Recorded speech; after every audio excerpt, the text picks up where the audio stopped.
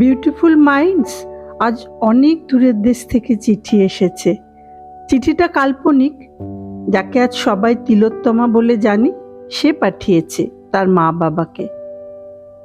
মা বাবা, আসার আগে তোমাদের সাথে দেখা করা তো দূরের কথা, ফোনে যে একটু ভালো করে কথা বলবো তাও হয়ে উঠল না। জানোই তো হসপিটালে আসার পর কি ব্যস্ততায় সময় কাটে। ব্যস্ততা তো সেই মাধ্যমিকের পর থেকেই। যখন ফাইনাল হয়ে গেল আমি জয়েন্ট দেব মেডিকেলের জন্য। বাবা, তুমি অবশ্য আমার ছোটবেলা থেকেই ঠিক করে রেখেছিলে বড় হয়ে আমাকে ডাক্তারই বানাবে। পড়াশোনায় ভালো ছিলাম, রেজাল্টও ভালোই হতো সব সময়, কিন্তু মেডিকেলে চান্স পাওয়া কি অত সোজা নাকি? কত যে টিউশন, 11 থেকে শুধু দৌড়চ্ছি। আর বাবা তোমার রাশি রাশি টাকা খরচা করাচ্ছে।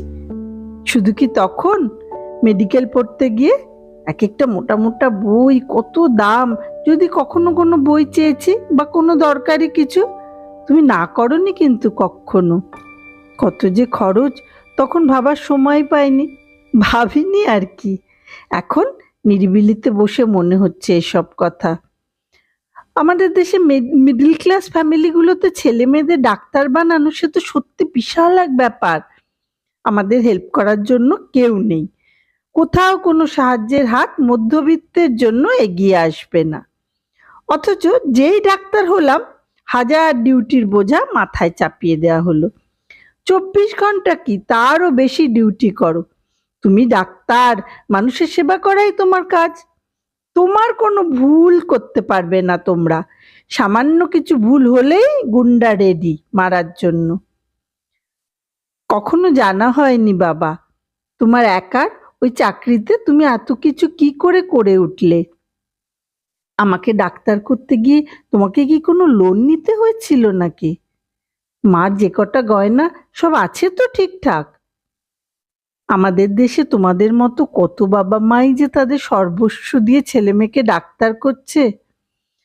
আর ডাক্তার হওয়ার পর তোমাদেরকে সামান্য কিছুটা সময় তাই দিতে পারতাম না। হসপিটাল আমার সমস্ত সময়টুকু নিয়ে রেখেছিল।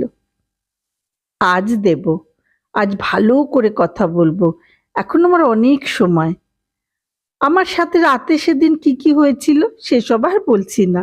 সেসব তো এখন প্রতিটি টিভি সিরিয়ালে, খবরে, ইউটিউব চ্যানেলে, রাস্তার মিছিলে, সিনেমাও হচ্ছে হয়তো। আজ তোমাদের সাথে গল্প করব। মা অভিযোগ করতে তোমার সাথে কথা বলার সময়ই নাকি আমার হয় না। মেয়েকে ডাক্তার বানিয়েই দেখি মুশকিল হলো, সব সময় তিনি ব্যস্ত। আজ আর একটুও ব্যস্ত নই। এখন খুব ছোটবেলার কথা মনে পড়ছে। বাবা, সেই একবার আমাকে রথের মেলায় নিয়ে গেছিলে, কি সুন্দর দেখতে একটা গ্যাস বেলুন কিনে দিয়েছিলে, কিন্তু হঠাৎ বৃষ্টি নামলো। আমার হাত ধরে তুমি ছুট দিলে একটা দোকানের দিকে বৃষ্টি থেকে বাঁচার জন্য। আর এই করতে গিয়ে আমার হাতের গ্যাস বেলুনটা হাত ফসকে গেল উড়ে। আমি তো ধরবো বলে বেলুনটার পেছনে দৌড়তে গেলাম, তুমি নিয়ে এলে শেডের তলায়। বৃষ্টির জল আমার চোখের জল ধুয়ে দিতে চেয়েও পাচ্ছিল না। তুমি আমার বৃষ্টি ভেজা মাথায় হাত বুলিয়ে বলছিলে, কিচ্ছু হারায় না রে মা, একদিন দেখবি ওই বেলুনটাই তুই পেয়ে যাবি। ঠিক বলেছিলে বাবা তুমি। এখানে এসে পেয়ে গেছি হারানো সব কিছু। তোমাদের সঙ্গে কাটানো নির্ভয়, নির্ভার, সুন্দর সেই সব ছোটবেলার সময়। এখানে ভয়ের কিছু নেই। আমার বাড়ি ফিরতে রাত হলে বাবা তুমি মোড়ের মাথায় গিয়ে দাঁড়িয়ে থাকতে, আর মা তুমি তো অস্থির হতে হতে প্রেশার বাড়িয়ে ফেলতে। ভয়ে, কত রকমের ভয়ের কাছে সব সময় মাথা নিচু করে হাত জোর করে দাঁড়িয়ে থাকতে হয়। না হলে কি হয় সে তো সবাই জেনেই গেছো এখন।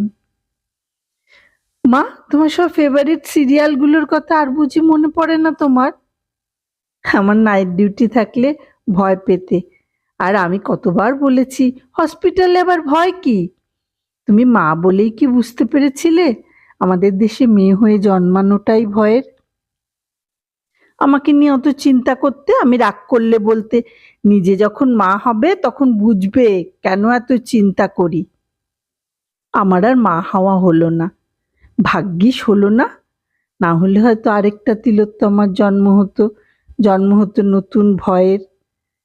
এখন আর আমার জন্য একটুও চিন্তা করো না, খুব ভালো আছি আমি, দিনে রাতে কোথাও কোনো ভয় নেই। তোমাদের নিজেদের ঠিক রাখার চেষ্টা করো। বাবা, পাড়ার ফ্যামিলি মেডিকেলের বিলুদাকে দিয়ে অবশ্যই প্রেশার মাপাবে দুজনে নিয়ম করে। ব্লাড টেস্ট যেরকম আমি করিয়ে দিতাম সেটাও রেগুলার করাবে। আর ঠিক সময়ে ডক্টর ঘোষের কাছে দুজনের কার্ডিয়াক চেকআপটাও করিও প্লিজ। তোমাদের ঠিক থাকতে হবে, ভালো থাকতে হবে, বেঁচে থাকতেই হবে। তোমরা থাকলে আমিও তো থাকতে পারবো তোমাদের কাছে, পৃথিবীতে। একসময় সবাই আমাকে ভুলে যাবে, সব চিৎকার থেমে যাবে, সব মোমবাতি নিভে যাবে, কিন্তু তোমাদের কাছে তো আমি সবসময় থাকবো। শুধু তোমরাই চিরকাল আমাকে ধরে রাখবে তোমাদের মধ্যে, তোমাদের মনের ভেতরে। মা, এখন আমার নতুন নাম তিলোত্তমা, ভালো না? এখন আমি ওই গ্যাস বেলুনটা নিয়ে খেলবো বাবা। তোমরা এবার ঘরের আলোটা জ্বালো মা।